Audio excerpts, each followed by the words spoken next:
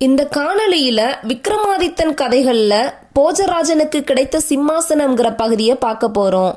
போஜராஜனுக்கு கிடைத்த சிம்மாசனம். நமது பாரத திருநாட்டில் மாமன்னர் விக்ரமாதித்தனை பற்றியும் அவரது வீர தீர செயல்கள் பற்றியும் அறியாதவர்கள் இருக்க முடியாது. விக்ரமாதித்தன் கதைகள் உண்மையோ அல்லது பொய்யோ என்று யோசிப்பதை விட்டு கதையை அனுபவித்து மகிழுங்கள். இதோ. உஜ்ஜயினி மாகாளிப்பட்டினத்தை தலைநகரமாக கொண்டு போஜராஜன் என்ற மன்னன் சீரும் சிறப்புமாக ஆண்டு வந்தான்.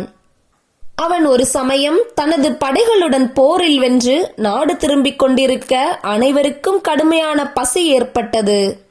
உடன் வைத்திருந்த அனைத்து உணவுப் பொருட்களும் தீர்ந்து போக உணவு ஏதும் கிடைக்காமல் அனைவரும் சோர்வாக இருந்தனர். இதை பார்த்த போஜராஜன் கவலைப்பட்டான். அந்த சமயம் அங்கிருந்த மிகப்பெரிய சோளக்காட்டை மன்னன் பார்த்தான். அந்த சோளக்காட்டின் மத்தியில் மிக உயரமான மண்மேட்டில் ஒரு பரண் அமைத்து இளைஞன் ஒருவன் காவல் காத்து கொண்டிருந்தான். மன்னன் போஜராஜன் அமைச்சரை பார்த்து சோளத்தை படைவீரர்கள் சாப்பிட அனுமதி கேட்க கூறினான். அதற்கு ஈடான சன்மானத்தை அரசவையில் பெற்றுக்கொள்ளலாம் என்றும் கூற சொன்னான். அமைச்சரும் அந்த இளைஞனை பார்த்து சோளத்தை படைவீரர்கள் சாப்பிட அனுமதி கேட்டார்.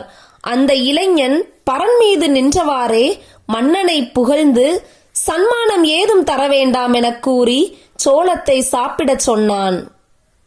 மன்னன் போஜராஜனோ அவனது கொடையை கண்டு வியந்து போனார். பின்னர் மன்னனும் தனது படைவீரர்களை சோளத்தை சாப்பிட கூறினார். மன்னர் சொன்ன படைவீரர்களும் சோளத்தை சாப்பிடத் தொடங்கினர். அவர்களின் பசிக்கு சோளக்காடானது 1/4 பங்கு தீர்ந்து போனது.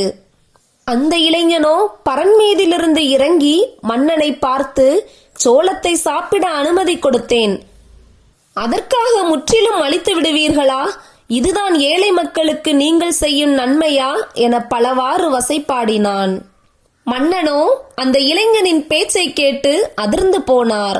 பின்னர் அவனுக்கு தேவையான பொற்காசுகளை அரண்மனை காவலாளிகள் மூலமாக அனுப்பி வைக்கின்றேன் என்று கூறி புறப்பட தயாரானார்.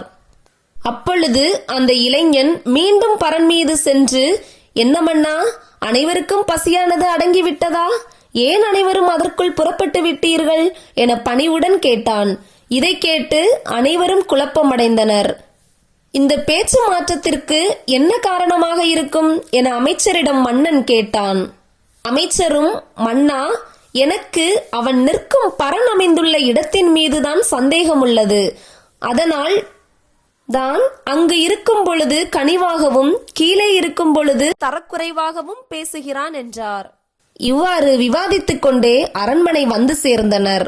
பின்னர் மன்னர் அந்த நிலத்தை அதிகப்படியான பொற்காசுகள் கொடுத்து வாங்க முடிவு செய்தார்.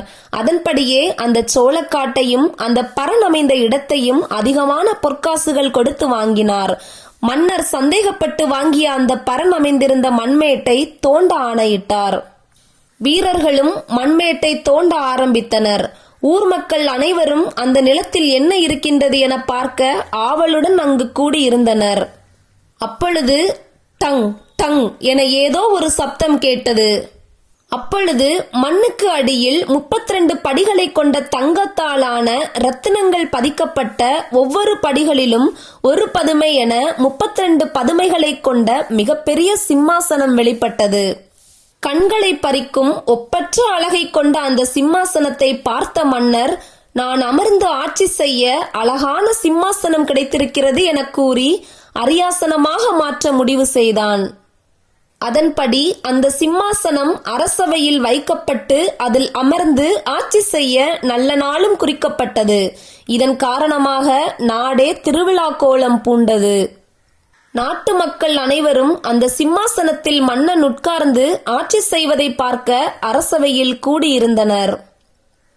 மேல தாளங்கள் முழங்க யாகங்கள் நடத்தி செங்கோலை ஏந்தி மன்னன் சிம்மாசனத்தில் ஏற முதல் படியில் அடியெடுத்து வைக்க பயங்கரமான சிரிப்பு சப்தம் கேட்டது.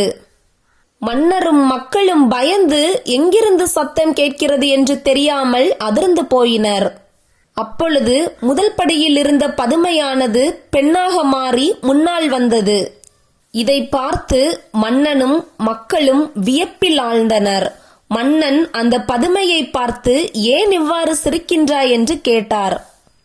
அதற்கு அந்த முதல் பதுமை தன்னுடைய பெயரை கூறி மன்னனை பார்த்து, இது யார் அமர்ந்து ஆட்சி செய்த சிம்மாசனம் என்று உங்களுக்கு தெரியுமா?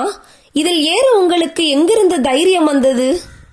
இந்த சிம்மாசனத்தின் உரிமையாளரின் அருமை பெருமை பற்றி உங்களுக்கு தெரியுமா என பல கேள்விகள் கேட்டது. இதை கேட்ட மன்னரோ, எனக்கு தெரியாது, ஆனால் உனக்கு தெரியும் அல்லவா, நீ சொல், நாங்கள் தெரிந்து கொள்கிறோம் என்றார்.